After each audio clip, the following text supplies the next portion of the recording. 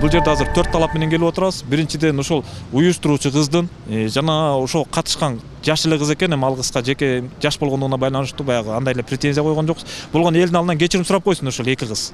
Расмий түрдө. Экинчи, Бишкек парктын жетекчилиги кечирим сурасын. Ошол жерде өткөзүүгө жол бергендигине байланыштуу.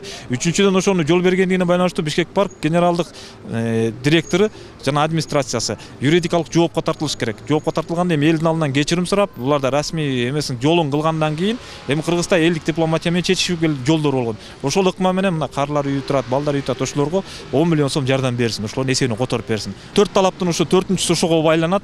Кыргыз Республикасынын жогорку кеңешинин депутаттарына да кайрылуу даярдап атабыз.